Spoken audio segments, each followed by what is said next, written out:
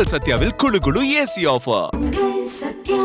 MRTS ரயில் திட்டம் 4500 கோடி ரூபாயில் பணிகள் இறுதிக்கட்டத்தை எட்டிய திட்டம் விரைவில் மெட்ரோ ரயில் வசமாகிறது. சென்னை நகரின் முக்கிய புறநகர் ரயில் சேவைகளில் ஒன்றாக விளங்கும் MRTS பாதை பல ஆண்டுகளாக பராமரிப்பு குறைபாடு, பயணிகள் வசதியில் மந்த நிலை மற்றும் பிற போக்குவரத்து சேவைகளுடன் போதிய இணைப்பு இல்லாமை போன்ற சவால்களை எதிர்கொண்டு வருகிறது. இந்நிலையில் சென்னை கடற்கரை பரங்கிமலை MRTS வழித்தடத்தை சென்னை மெட்ரோ ரயில் நிறுவனம் நிர்வகிக்கும் வகையில் கொள்கை ரீதியாக முடிவு ஏற்கனவே எடுக்கப்பட்டுள்ளது.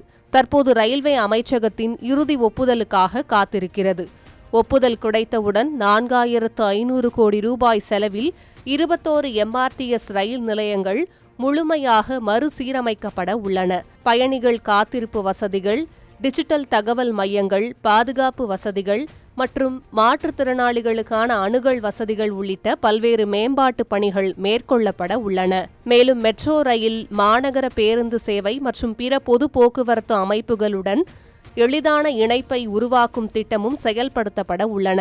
இதன் மூலம் நகரின் பல பகுதிகளுக்கு பயணிகள் தடையற்ற முறையில் பயணம் செய்ய முடியும். 2028ஆம் ஆண்டிற்குள் அனைத்து மேம்பாட்டு பணிகளையும் நிறைவு செய்ய இலக்கு நிர்ணயிக்கப்பட்டுள்ளது. MRTS மற்றும் மெட்ரோ சேவைகள் ஒரே நிர்வாகத்தின் கீழ் வந்தால் சென்னை நகரின் ஒருங்கிணைந்த போக்குவரத்து கட்டமைப்பு மேலும் வலுப்பெறும் என்றும், தினசரி லட்சக்கணக்கான பயணிகள் இதன் மூலம் பயனடைவார்கள் என்றும் போக்குவரத்து நிபுணர்கள் தெரிவிக்கின்றனர்.